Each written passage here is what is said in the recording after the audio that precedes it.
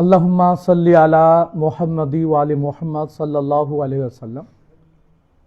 বিসমিল্লাহির রহমানির রহিম। আসসালাতু ওয়াসসালামু আলাইকা ইয়া রাসূলুল্লাহ, আসসালাতু ওয়াসসালামু আলাইকা ইয়া মাওলাল মুমিনিন মাওলা আলী ইবনে আবি তালিব আলাইহিস সালাতু ওয়াসসালাম, আসসালাতু ওয়াসসালামু আলাইকা ইয়া কুদরত কামিনী জগৎ জননী মা ফাতেমাতুজ জাহরা আলাইহিস সালাতু ওয়াসসালাম, আসসালাতু ওয়াসসালামু আলাইকা ইয়া সাজ্জার জান্নাত ইবনে রাসূল আওলাদ রাসূলুল্লাহ মাওলা হাসান আলাইহিস সালাতু ওয়াসসালাম, আসসালাতু ওয়াসসালামু আলাইকা ইয়া মাওলা হুসাইন আলাইহিস সালাতু ওয়াসসালাম, আসসালাতু ওয়াসসালামু আলাইকা মা জায়নাব বিনতে আলী আলাইহিস সালাতু ওয়াসসালাম, আসসালাতু ওয়াসসালামু আলাইকা মাওলা জাইনুল আবিদিন আলাইহিস সালাতু ওয়াসসালাম, আসসালাতু ওয়াসসালামু আলাইকা মাওলা বাকির আলাইহিস সালাম, আসসালাতু ওয়াসসালামু আলাইকা মাওলা জাফর সাদিক আলাইহিস সালাম, আসসালাতু ওয়াসসালামু আলাইকা মুসা কাজিম আলাইহিস সালাম, আসসালাতু ওয়াসসালামু আলী রিজা আলাইহিস সালাম, আসসালাতু ওয়াসসালামু আলাইকা ইয়া মাওলা তাকি আলাইহিস সালাম, আসসালাতু ওয়াসসালামু আলাইকা মাওলা নাকি আলাইহিস সালাম, আসসালাতু ওয়াসসালামু আলাইকা মাওলা হাসান আসকারি আলাইহিস সালাম, আসসালাতু ওয়াসসালামু আলাইকা মাওলা মাহদি আলাইহিস সালাম। আল্লাহুম্মা সাল্লি আলা মুহাম্মাদ ওয়া আলি মুহাম্মাদ সাল্লাল্লাহু আলাইহি ওয়াসাল্লাম। সম্মানিত সাধুজন, আজ পবিত্র লাইলাতুল মিরাজ, শবে মিরাজের পবিত্র এই রজনীতে আমরা যারা বরেন্দ্রবাসী, আমাদের আজকের একটি বিশেষ দিন এবং সেই দিনের সংযোগ এবং দরুদ এবং মাহফিলের মধ্য দিয়ে সেই দিনটিকে সাক্ষ্যদানের জন্য আজকে আমরা বিশ্ব বাংলা স্পিরিচুয়াল ইউনিভার্সিটি রাজশাহীর আয়োজনে বাংলাদেশ আহলে বায়েত ফাউন্ডেশনের পক্ষ থেকে আমরা এখানে প্রায় 50 জন মানুষ এই ক্ষুদ্র আয়োজনের মধ্য দিয়ে আমরা আমাদের আধ্যাত্মিক জীবন দর্শনকে একটু আলোকিত করার প্রত্যাশা নিয়ে আজকে আমরা একত্রিত হয়েছি। আমরা আমাদের সাপ্তাহিক আয়োজনের ধারাবাহিকতায় আমরা লাইলাতুল মিরাজ নিয়ে আমরা দুপুরবেলাতেও একটি অনুষ্ঠানে আপনাদের সাথে যুক্ত হয়েছিলাম এবং আজকের এটি আমাদের একান্ত প্রাণের আয়োজন এই জন্য যে আজ থেকে প্রায় 1000 বছর আগে 1216 থেকে 1313 এই সময়কালের মধ্যে আমাদের এই বরেন্দ্র অঞ্চল যখন এই সময়টা ছিল আমাদের তৎকালীন সময়ে সবচেয়ে অন্ধকারাচ্ছন্ন একটি জায়গা। তৎকালীন সময়ে এই জায়গাটির নাম ছিল মহাকালগড় এবং সেখানে দুইজন কাপালিক তান্ত্রিক দুই ভাই রাজত্ব করতেন এবং তারা নরবলি দিতেন। বিধায় সেই সময়টা অত্যন্ত মানবতা বিরোধী অপকর্মে, ধর্মের নামে নর হত্যা সহ নানান ধরনের অপকর্মে এই তৎকালীন মহাকালগড় একটা অন্ধকারাচ্ছন্ন জায়গায় পরিণত হয়েছিল। সে সুবাদে দীর্ঘ সময় আল্লাহর বিশেষ রহমতের অধিকারী ওলিয়াগণের অনুপস্থিতিতে যখন এই অঞ্চলের মানুষ নানানভাবে কুসংস্কার, ধর্মের নামে নানা ধরনের অপকর্মে যখন অতিষ্ঠ হয়ে উঠেছিল, সেই সময়কালটিতে একটি বিশেষ মুহূর্তে একটি বিশেষ সংযোগের মাধ্যমে আমাদের এই তৎকালীন মহাকাল গড়ে আসেন। প্রথমত আসেন মৌলা শাহ সৈয়দ শাহ তুরকান রহমতুল্লাহ। তিনি রাজশাহীতে প্রথম ইসলাম প্রচার করতে আসেন এবং তিনি এসে যখন মানুষকে সত্যের পথে, ন্যায়ের পথে, আলোকিত পথে আহ্বান জানান, তখন যখন দলে দলে মানুষ এই অপকর্ম, কুসংস্কার থেকে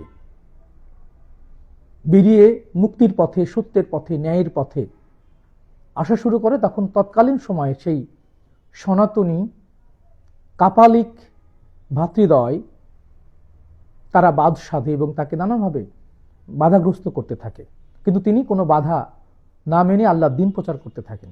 একটা সময় তাকে বন্দী করা হয় এবং তিনি তার অলৌকিক শক্তি বলে তাকে জেলখানায় বন্দী করলেও তিনি জেলখানা থেকে বাইরে এসে একইভাবে মানুষের মধ্যে আল্লাহর দ্বীন প্রচার করতেন। এটি জানাজানি হলে আরও অধিক পরিমাণে মানুষ তার সাথে যুক্ত হতে থাকে। একটি পর্যায়ে তাকে আবারও ধরে নিয়ে আসা হয় এবং হাত পা বেঁধে জেলখানায় রাখা হয় এবং ঘুমন্ত অবস্থায় তাকে শহীদ করা হয়। এবং পরবর্তী সময়ে তার এই ঘুমন্ত অবস্থায় শাহাদত বরণের পর তার প্রাণহীন পবিত্র দেহটাকে হাতি দিয়েও সরানো যায়নি এবং সেই জায়গাটি এখন আমাদের দরগাপাড়া রাজশাহী কলেজের ঠিক দক্ষিণের একটি জায়গাতে তাকে সমাহিত করে রাখা হয়। তিনি এই উপমহাদেশে, বাংলাদেশে তৎকালীন বরেন্দ্র অঞ্চলে মহাকাল গড়ে প্রথম ইসলাম প্রচারক এবং শহীদ। তাকে আমরা বলি আমাদের হুসাইন, আমাদের সাইফুল আদব, আমাদের বেনিয়াজ, আমাদের মুশকিল কোষা। তাকে আমরা বলি আমাদের হায়াতে কলন্দর মৌলা শাহ সৈয়দ তুরকান শাহ রহমতুল্লাহ। তো তার যখন এই রকম একটা অবস্থা তৈরি হয়, তৎকালীন সময় দিল্লির সম্রাট ছিলেন নাসিরউদ্দিন, তাকে চ্যালেঞ্জ করে তুগিল খান তার বিরোধিতা করলে তৎকালীন বাংলায় গিয়াসউদ্দিন বলবান এবং তার সন্তান এই বিদ্রোহ দমন করতে আসে। এবং সেই সুবাদে আমরা দেখেছি বা জেনেছি, ইতিহাসের বিষয়গুলো আপনারা অনেকেই জানেন, সেখানে মৌলা শাহ মুজিবুর রহমতুল্লাহ এবং তার 3 ভাই তার পিতার নির্দেশে এই তৎকালীন বরেন্দ্র অঞ্চল ইসলাম প্রচার করতে আসে। এবং সেখানে প্রথমে মৌলা শাহ মুজিবুর রহমতুল্লাহ নোয়াখালীতে আসেন নদী পথে। সেখানে এসে কাঞ্চনপুর এলাকায়, সেখান থেকে দূরে সোনামুড়ি রেল স্টেশন থেকে 12 থেকে 14 কিলোমিটার দূরে প্রথমে কাঞ্চনপুর, তার আগে শ্যামপুর নামে একটি জায়গায় তিনি প্রথম আল্লাহ দিন প্রচারের জন্য একটি খানকা প্রস্তুত করেন। সেখানে কিছুদিন থাকার পরে যখন তিনি শুনতে পেলেন যে একজন আল্লাহর ওলিকে দিন প্রচারের জন্য নির্মমভাবে শাহাদত বরণ করতে হয়েছে, এবং সেখানে যে ঘটনাটি ঘটেছে সেটি যেই রাজারা এখানে ছিলেন, দেউ রাজা বলা হয় তাদেরকে, তারা 2 ভাই সনাতনী এবং তারা নরবলি দিতেন। এমনি একটি পরিস্থিতি সেটা শুনতে পান এবং তিনি নোয়াখালী থেকে নদীপথে বাঘা এসে তার যাত্রা বিরতি করেন। সেখানে এখন সেটি বানিয়াপাড়া বলা হয়। ওখানে শাহ মখদুম নগর বলে একটি নগর প্রতিষ্ঠিত হয়েছে। সেখানে তিনি তার শিষ্য সহ অবস্থান করেন। সেখান থেকে তিনি খোঁজ খবর নিতে থাকেন যে এই অবস্থাটা, এখানকার অবস্থার শোচনীয়, অমানবিক বা মানবতা বিরোধী যে কর্মকাণ্ড চলছিল, এর কিভাবে এখান থেকে মানুষকে মুক্তির পথ দেখানো যায়। ইতিমধ্যে আমরা জানি যে এই 2 ভাতৃদ্বয়, গুজ্জভোজ এবং বর্মভোজ তাদের নাম, তারা মানুষ হত্যা করতে করতে একটি পরিবার, সেটা হচ্ছে সম্ভবত নরসুন্দরের পরিবার বা নাপিত পরিবারের 3 ভাই থেকে প্রথম ভাইকে তারা মন্দিরে জবাই করে হত্যা করে। দ্বিতীয় ভাই এবং তৃতীয় ভাইয়ের বেলায় তার পিতামাতা অত্যন্ত বিমর্ষ হয়ে তারা জানতে পারেন যে বাঘায় একজন আল্লাহর ওলি রয়েছেন, তো তিনি অনেক শক্তির অধিকারী, তার কাছে গিয়ে হয়তো কোনো উদ্ধার পাওয়া যেতে পারে। তো আমরা জেনেছি তার কাছে কোনো অনেক কষ্ট করে বাঘা হেঁটে গেলে 2 দিনের রাস্তা প্রায়, তৎকালীন সময়ে তারা সেখানে যায় এবং তার কাছে আরতি রাখেন যে আমাদের এই অবস্থা, আমরা তো আমাদের সমস্ত পরিবার সেই রাজাদের দুদণ্ড প্রতাপের মুখে তার 2 সন্তানকে হত্যা করা হয়েছে, নরবলি দেওয়া হয়েছে কালী মন্দিরে, এবং বাকি 1 সন্তান সেটিও তাদের নজরে আছে। তো কিভাবে তারা এখান থেকে মুক্তি পেতে পারেন? তো মাওলানা শাহ মুজিবুর রহমতুল্লাহ এসে শুনতে পারেন, বলেন যে যাও, যত সময়ে আমি তোমাদের সেখানে গিয়ে পৌঁছাবো। তো এরকম একটা মিথ আছে। এবং একটা পর্যায়ে দেখা যায় যে সেই নাপিত পরিবারের শেষ সন্তানকে তারা নিয়ে আসে, গোসল করায়, সিঁদুর পরায় এবং মন্দিরের দিকে নিয়ে যাচ্ছে। তো এই পর্যায়ে যখন তাকে ধরে নিয়ে আসে সন্তান, তখন তারা স্বামী স্ত্রী উভয় মিলে পাশে যে পদ্মা নদী, সেখানে আত্মহত্যা করার জন্য ঝাঁপ দিতে থাকে। তখন দেখে যে কুমিরের পিঠে চড়ে এক অলৌকিক সুদর্শন আল্লাহর ওলি এসে বলে, যাও তোমরা ফিরে যাও, আমি দেখছি। তো সেখান থেকে তারা কিছুটা আশ্বস্ত হয় এবং সেখান থেকে উঠে এসে পরে দেখে যে যখন তাকে বলি দিয়ে নিয়ে যাওয়ার জন্য মন্দিরে নিয়ে যায়, তখন মন্দির কেঁপে ওঠে এবং নানানভাবে ভূমিকম্পন শুরু হয়। তখন সেই কাপালিক যে তান্ত্রিক, সে বলে যে নিশ্চয়ই ছেলের মধ্যে কোনো সমস্যা আছে। আবার একটু রেখে আবার মানে গঙ্গা জল টল দিয়ে ধুয়ে আবার যখন নিয়ে যায়, আবার একই ঘটনা কয়েকবার ঘটে। তখন বলে নিশ্চয়ই এটা করা যাবে না, একে বাদ রাখতে হবে। এইভাবে সেই ছেলেটা ওখান থেকে মানে হত্যার হাত থেকে রেহাই পায়। এবং পরবর্তী সময়ে মাওলানা শাহ মুজিবুর রহমতুল্লাহ পরপর দীর্ঘ সময় ধরে 3 বার যুদ্ধে অবতীর্ণ হন এবং প্রায় শত শত আল্লাহর ওলি সেই যুদ্ধে শাহাদত বরণ করে। এবং রাজশাহী শহরে যে জায়গাটার নাম হচ্ছে বুয়া আউলিয়া এবং তার পাশে হচ্ছে ঘোড়ামারা, সেখানে অসংখ্য ঘোড়া শহীদ হয় এবং সেই জায়গাটির নাম হয় ঘোড়ামারা। আর অসংখ্য আল্লাহর ওলিও জীবন দেন, শহীদ হন, এবং তাদের সেই অলিদের সুগন্ধ, তাকে বলে ওই ফার্সি ভাষায় বু মানে সুগন্ধ, আর অলিদের বহুবচন আউলিয়া, বু আউলিয়া, অর্থাৎ অসংখ্য অলিদের সুগন্ধে সেই জায়গাটি একটা ঐতিহাসিকভাবে সেই জায়গাটির নাম হয় বু আউলিয়া এবং তারপর হচ্ছে ঘোড়ামারা। এরপরে মাওলানা শাহ মুজিবুর রহমতুল্লাহ তিনি আল্লাহর দিনের সার্থক বিজয়ী গাজী বীর হিসাবে একটা সময় বাঘা থেকে এই মহাকালগড়ে চলে আসেন। এবং আসার পরে সবচেয়ে আকর্ষণীয় যে বিষয়টি, যে তার যে শিক্ষা দীক্ষা, তার যে আধ্যাত্মিক পরিমণ্ডল, সেটি সরাসরি মাওলানা আলী ইবনে আবি তালিব আলাইহিস সালামের বংশের সাথে তিনি যুক্ত। তো আমরা তার আগে যখন তিনি আসেন, আসার পরে সেই 2 ভাই রাজা পালিয়ে যায় এবং পালিয়ে গিয়ে আত্মগোপন করে কোনো একটা বন জঙ্গলে। তখন তাদেরকে সৈন্য পাঠিয়ে একটা পর্যায়ে ধরে নিয়ে আসা হয়। তখন ধরে নিয়ে আসা হয়, তখন তারা অত্যন্ত ব্যাধিগ্রস্ত হয়ে পড়ে, নানানভাবে নানান ধরনের জ্বরে আক্রান্ত হয় এবং মুমূর্ষু অবস্থা। তো তাদেরকে একটা জায়গায় ধরে নিয়ে আসা রাখা, তারা জানেন তাদেরকে হত্যা করা হবে। কিন্তু দেখা যায় কালক্রমে যে তাদের যে জায়গায় রাখা হয়, সেখানে প্রতিদিন বিকেলবেলা একজন মানে মুনি ঋষির মতো চেহারা একজন ভদ্রলোক তাদের গিয়ে খাওয়ায়, সেবা করে, কি কি লাগবে নানান তথ্য দেয় এবং প্রতিদিনই তাদেরকেই মানে খুব ভালো আচরণ করে তাদের সেবা দিয়ে সুস্থ করে তোলে। তারপর তাদেরকে একসময় ডাক পড়ে যে রাজ দরবারে এদেরকে নিয়ে আসা হবে এবং তারা মনে করে আজকে তাদের শেষ দিন, তাদেরকে হয়তো সুস্থ করার পরে তাদেরকেও বলি দেওয়া হবে। তো সবাই যখন এসে দেখে যে তারাও আসে বন্দি অবস্থায়, এখন সুস্থ, তো অনেকক্ষণ অপেক্ষা করার পরে তারা মনে করে যে আজকে আমাদের দিন শেষ দিন। তো অনেক অপেক্ষার পরে দেখে যে আসনটিকে অত্যন্ত সম্মান করে সবাই মাঝখানে রেখে অপেক্ষা করছিল যে মানে মহারাজের জন্য, কারণ তিনি বিজয়ী বীর, তাকেই রাজা হিসেবে মানুষ দেখছে। তো দেখ সেই অত্যন্ত সরল ইহরামের পোশাক পরিহিত, শুভ্র দাড়ি, আধ্যাত্মিক চেহারার একজন সুদর্শন মানুষ আস্তে আস্তে সেখানে গিয়ে বসছে এবং ওরা বুঝতে পারলো যে খুব চেনা চেনা লাগে, মানে তাকে দীর্ঘদিন ধরে যে ব্যক্তি সেবা দিয়ে সুস্থ করে তুলেছে এটা সেই বৌদ্ধ। তো বললো যে ঘটনা তো বুঝতে পারে না যে ইনি, তখন তারা জানতে পারলো যে ইনি ওখানকার মানে এই তৎকালীন সময় রাজা ধীরা, তিনি মাওলা শাহ আহমদুর রহমতুল্লাহ, এবং তিনি আল্লাহর দিন প্রচারের জন্য এখানে এসেছিলেন। এবং তখন তাদের কাছে যখন তাদের ডেকে নিয়ে আসা, তখন তারা সরাসরি ষষ্ঠাঙ্গে প্রণাম দিয়ে বলে যে আমাদের রক্ষা করুন। তারপরে তাদের মানে হত্যা না করে মাওলা শাহ আহমদুর রহমতুল্লাহ তাদেরকে ক্ষমা করে দেন, বলে যে আমরা ক্ষমা নিয়ে কোথাও যাব না, আপনি যেহেতু আমাদের মানে অন্তর্দৃষ্টি খুলে দিয়েছেন এবং আপনি আমাদের সেবা করে আমাদের হত্যা না করে আমাদের মুক্ত করে দিচ্ছেন, তো আমরা আপনার শিষ্যত্ব গ্রহণ করতে চাই। তারপরে প্রধানতম শিষ্য হিসেবে সেই জায়গাটি তারা মুকদুম বাবার নামে বিশাল একটা সম্পদের জায়গা তারা দিয়ে তারা বাকি সময়টা আল্লাহ দিনের মধ্যে এসে নিজেকে পরিবর্তন করে। এবং সেই মাওলানা শাহ আহমদুর রহমতুল্লাহর যে পবিত্রতা, শুদ্ধতা, তাকে নানানভাবে তার এই আধ্যাত্মিক প্রেম এবং ভক্তির কারণে তাকে কখনো রূপস বলা হয়, কখনো শাহ মাকদুম। মাকদুম শব্দটি এসেছে খাদেম থেকে। খাদেম অর্থ মানুষের মধ্যে যারা দিনকে মানে খেদমতের মধ্য দিয়ে, সেবার মধ্য দিয়ে যারা আল্লাহর দিন প্রচার করেন, অর্থাৎ মোহাম্মদী দিন যারা খেদমতের বিনিময়ে, সেবার বিনিময়ে মানুষকে আল্লাহর দিনে আনেন, তার এক জ্বলন্ত দৃষ্টান্ত হিসেবে তাকে বলা শাহ মাকদুম, মানে বাদশাহ খাদেমদার বা খাদেম, বাদশাহ খাদেম বা মোহাম্মদী খাদেম হিসাবে তার যে জনপ্রীতি, মানুষের প্রতি ভালোবাসা, সেবা, এসব কারণে তিনি নানানভাবে তার সম্মান ছড়িয়ে পড়তে থাকে এবং দীর্ঘ সময় ধরে তিনি এই এলাকার বিভিন্ন পর্যায়ের সনাতনী নানা ধরনের মুনি ঋষিদের ভালোবাসতে থাকেন। তারা একে একে তার কাছে বায়াত গ্রহণ করে এই রাজশাহী সহ তৎকালীন মহাকাল গড়ে আল্লাহর দিন প্রচার করতে থাকেন। এবং 713 রজবের এই মানে 13 সালের 27শে রজব তিনি যে জায়গাটিতে এখনো একটা হুজরাখানা আছে, সেই জায়গাটিতে তিনি সাধনায় বসেন এবং বলেন যে 40 দিনের আগে যেন কেউ আমাকে আমাদের হুজরাখানায় না প্রবেশ করে। তো তিনি 39 দিন পর্যন্ত তার শরীরের যে পবিত্রতা তিনি ধ্যানস্থ ছিলেন এবং কেউ ডিস্টার্ব।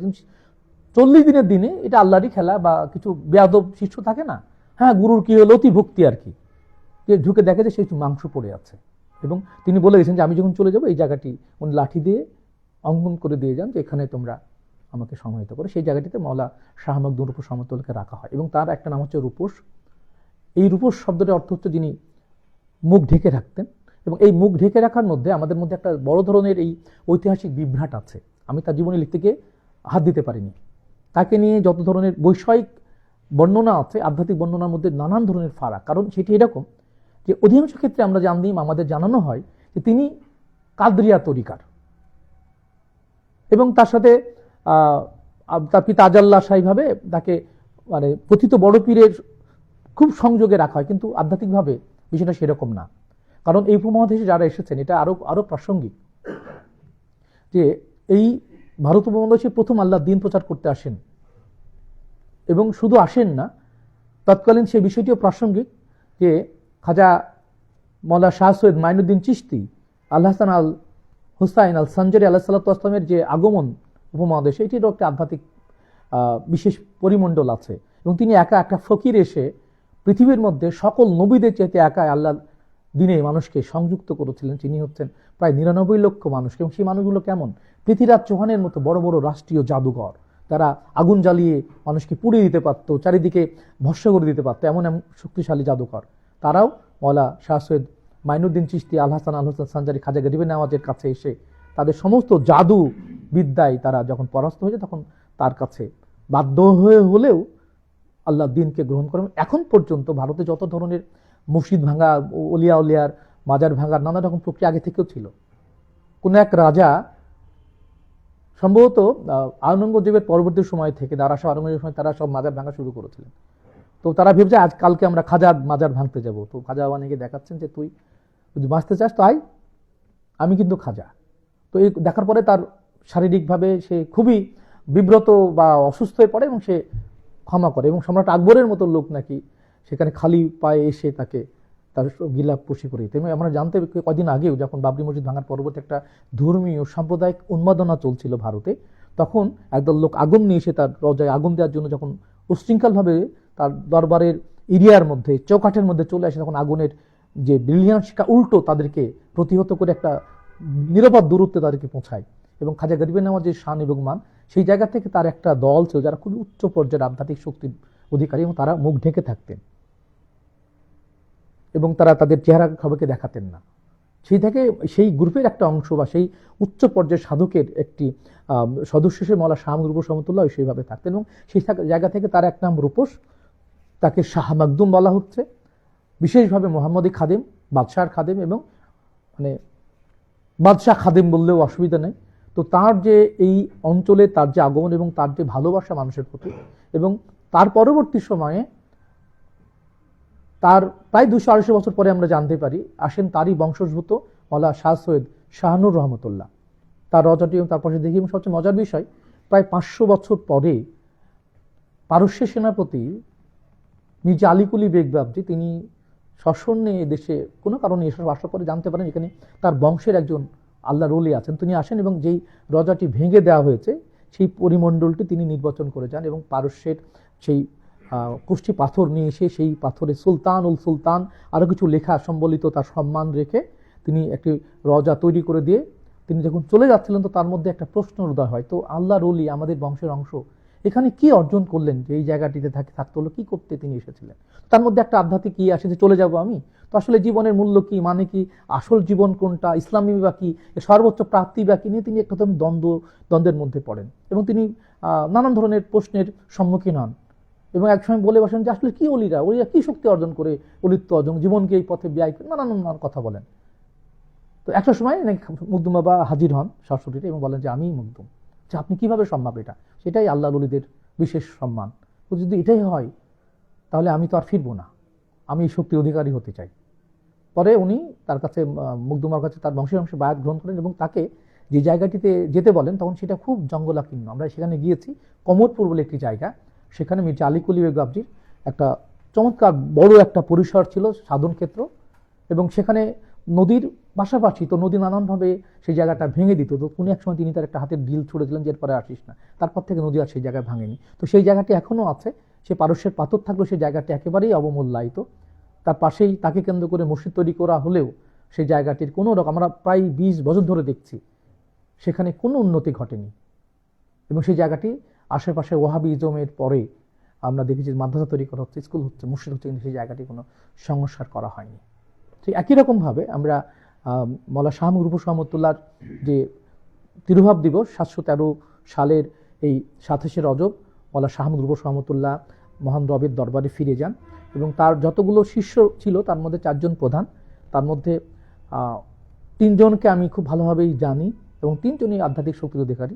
একজন হচ্ছে মওলানা শাহ আব্বাস, তার ভাগনা, যেটা এখন যে জায়গায় মকদুমনগর বানিয়ে পড়া বাঘা, সেখানে আমরা গেছি, সেই জায়গাটায় দীর্ঘদিন পরে অবহেলিত ছিল, সেখানে একটা ছোট্ট রজা তৈরি করা হয়েছে। আরেকটি হচ্ছে বাঘের পিঠে চড়তেন, সেই জায়গায় বাঘা জায়গাটি নিয়ে আমরা হয়তো ঈদের পরে 2 দিন পরে সেখানে ওরস, সেখানে হয়তো আবারও কথা বলবো, এবার আপনারা জানতে পারবেন। তো সেখানে তার একটা শক্তিশালী শিষ্যের নাম হচ্ছে করম আলী শাহ রহমতুল্লাহ, উনি বাঘের পিঠে। তো ওনার রজার পাশে বাঘের যেমন রজা আছে, ঠিক মুকদুম বাবজি যে কুমিরের পিঠে এসেছিলেন, তার রজার পাশে একটা চমৎকার কুমিরের রজা ছিল। যদিও ভেঙে দেওয়ার পরে সেই জায়গাটার মানে সৌন্দর্য নষ্ট হয়ে গেছে, আমরা দীর্ঘদিন ধরে খুবই মর্মাহত এবং রবের কাছে প্রার্থনা করছি যে বিগত সময়ের ফ্যাসিস্ট সরকার বলি আর যারা অর্থনৈতিকভাবে লুট করতে করতে আল্লাহ ওলিদেরকে বাদ দেয়নি, সেই জায়গাটিতে বিশাল বড় দখল করে একটা মসজিদ নির্মাণ করা হয়েছে। এবং প্রসঙ্গত বলে রাখি, শাহ রূপস রহমতুল্লাহ যখন নোয়াখালীতে আসেন, সেখানে তিনি খানকা করেছিলেন শ্যামপুরে, তারপরে সোনামুড়ি রেল স্টেশন থেকে 12 কিলোমিটার দূরে কাঞ্চনপুরে খানকা, বাঘাই খানকা, রাজশাহী শহরে খানকা, প্রত্যেকটা অলি খানকা তৈরি করেছেন, মানুষকে শিক্ষা দিয়েছেন, দীক্ষা দিয়েছেন, প্রেম শিক্ষা দিয়েছেন। সেখানে সব ধরনের মানুষ আসতো এবং এই জায়গাতে এখনো হিন্দু অনেক ভক্ত আছেন। কিন্তু পরবর্তী সময় ওয়াহাবিজম মাথাচাড়া দেওয়ার পরে এই জায়গাগুলো মসজিদে দখল করে ফেলা হয় এবং মসজিদ কেন্দ্রিক মৌলা শাহ করম আলী শাহ ওখানে বিশাল বড় উঁচু মসজিদ, তার পেছনে ছোট্ট করে না রাখলেই না, কোনোভাবে তাকে অসম্মান করে রাখা হয়েছে। শাহমুখুর উপর সমতুল্লাহ যে আধ্যাত্মিক ক্ষমতা আমি জানি, উনি পা ঝাড়া দিলে সবকিছু তুলিয়ে যেতে পারে, কিন্তু অসীম ধৈর্যের অধিকারী মহাত্মাগণ তাদের অসীম ধৈর্যের স্নেহের ক্ষমায় ওনার রজার মধ্যে মসজিদ ঢুকে যায়, যেটুকু বলাই উনি ছিলেন সেটাকে আরো ছোট করে ফেলা হয়।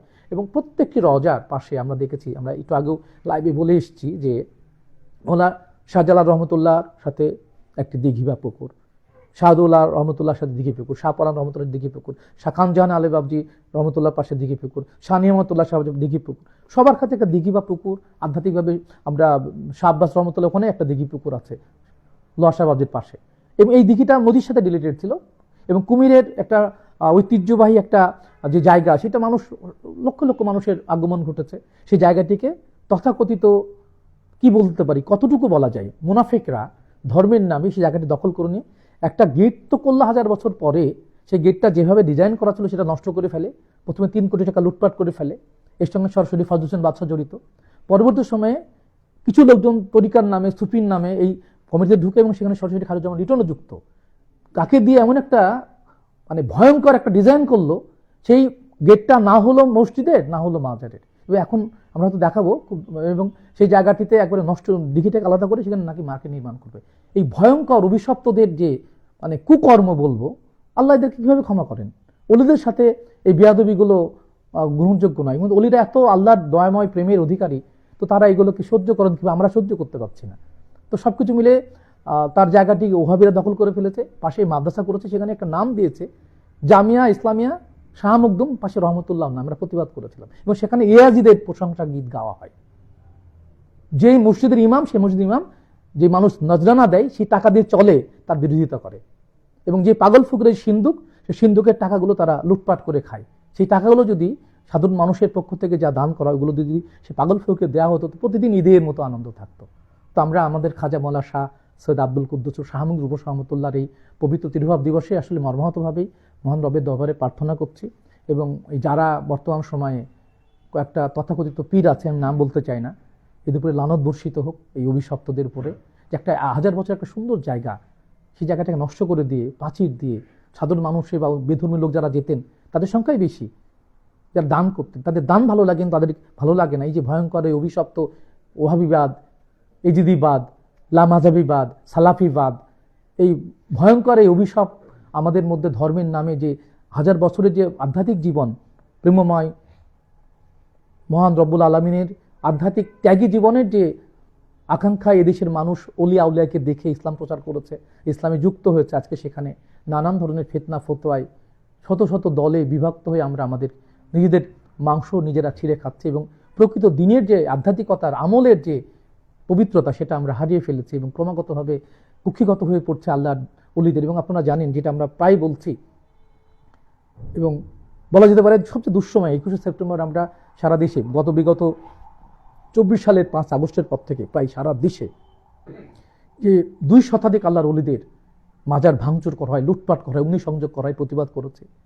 এবং ইতিহাসে এই ভয়ঙ্কর তালেবানের চেয়েও জঘন্য খারাপ, এজিদের চেয়েও খারাপ তথাকথিত তৌহিদি জনতার নামে ইহুদি খ্রিস্টান চক্রের যে দালালেরা আছে, তারা মানব সভ্যতার ইতিহাসে 5000 কোটি বছরের মধ্যে এমন নৃশংস যে কুকর্ম করলো, যে একটা অলির লাশ 14 দিন পরে তুলে পেট্রোল জ্বালিয়ে আঘাত করে 4 রাস্তার মোড়ে পুড়িয়ে দেওয়া।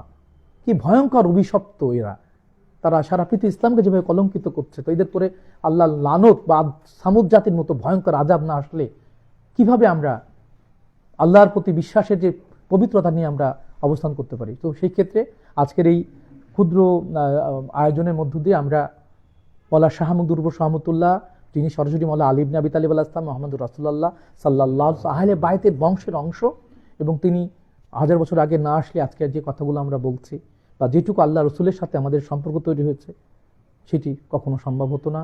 এবং তার যে শিক্ষা দীক্ষা, তার যে আধ্যাত্মিক পবিত্রতা, সেটি আমাদের ক্ষুদ্র মুখে আমরা যতই বলি, মৌলা শাহ মুহাম্মদ রহমতুল্লাহ পরে মৌলা শাহ নূর রহমতুল্লাহ এবং তার পাশেই সেই জায়গাটি হলো শাহ তুরকান রহমতুল্লাহ, যিনি শহীদ আমাদের জন্য, বাংলাদেশের প্রথম শহীদ। এরপরে কোনো অলি আল্লাহকে আর কেউ শাহাদত বরণ করাতে পারেনি। তো তিনি আমাদের হুসাইন রূপে আমাদের মধ্যে আল্লাহ দিন প্রচারের জন্য নিজেকে উৎসর্গ করে গেছেন। সেই জায়গাটিকেও আমরা নানানভাবে কক্ষিগত করে সেই জায়গাটিকে নিয়ে আমরা নানানভাবে তথাকথিত ওহাবিদের নিয়ন্ত্রণ যাওয়ার পরে সেখানে হয়তো এখন তালা মারা থাকে এবং এখানে মাওলানা শাহ মুহাম্মদ রহমতুল্লাহ এই দর্শন